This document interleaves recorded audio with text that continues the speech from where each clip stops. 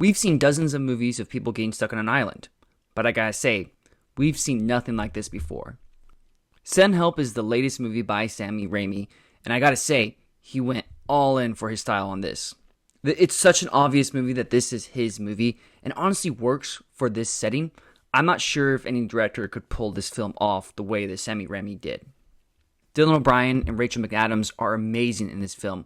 With only 2 cast members for this film, well, at least for most of the film, they both need to be amazing. The chemistry between O'Brien and McAdams is amazing.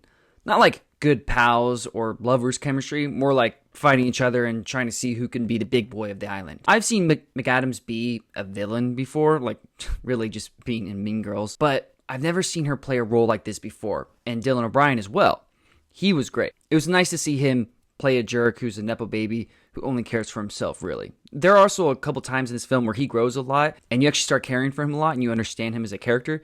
You understand both these characters, and I think that really is on Dylan O'Brien, Rachel McAdams, and Sam Raimi doing an amazing job. The first 30 minutes of this movie is rough for me. The scenes with Rachel McAdams in the office were probably the hardest watches of 2026 so far. She does an amazing job of being an awkward and cringy person and just being the weird, odd one out of the business she's working for.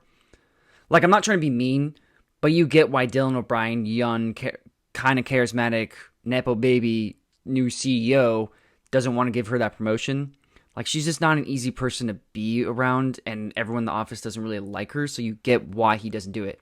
I mean, he's a total jerk, and he should promote her because she's an amazing worker and does amazing work, but, like, you understand where he's coming from in the sense of, like, you're just not an easy person to be around. I actually really struggled to watch the first bit of this movie because I just hated those scenes, and I was cringy so hard. It made me super uncomfortable.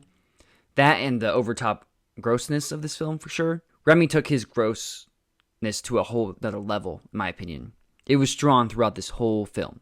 There was also a bunch of twists and turns throughout this whole film. I saw some of them coming and others I didn't.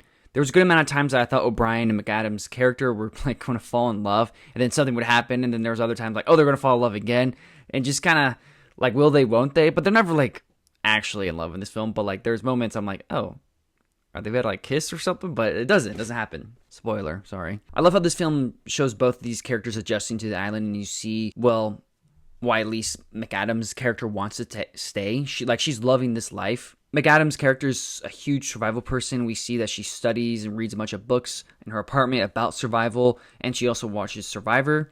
So it makes sense why she's able to do the things she does. Like, she's not a Mary Sue that's good at everything. Like, she's good at surviving, but she's lacking a lot of personal skills, a lot of relationship skills, and things like that. I feel like everything she does makes sense for her character, and that goes for Dylan O'Brien's character. Like, everything he does makes sense for him. This film is also low-key a big Survivor advertisement, in my opinion. Like, there's like, they showed the show, then she talked about it, and she had her own application that she was made fun of at the office for. Like, it's great. Like, makes me want to watch Survivor again.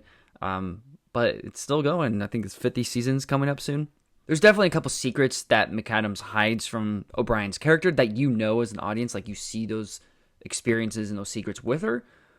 But there's a huge one that you don't exactly see. It definitely like hints at it, but for me at least, I just didn't pick it up at all because for me it didn't make any sense why that would be there. Like, it kind of works, but also doesn't really work, in my opinion. Like, I'm choosing to believe that it works for this film because I was completely shocked. But it's obvious when it's revealed, like, oh, duh, like, that makes total sense. Like, she's hiding something, but you think she's hiding the thing that you know because I just don't want to spoil it, but it's really good. I think you know if you know. Overall, I really enjoyed myself, and I think there's a good amount of people who would enjoy themselves too with this film. This film has a good amount of humor to it, not Marvel humor like Sam Raimi's last movie, but pretty good, funny moments. And there was also plenty of intense moments that you're coming to the theater to watch.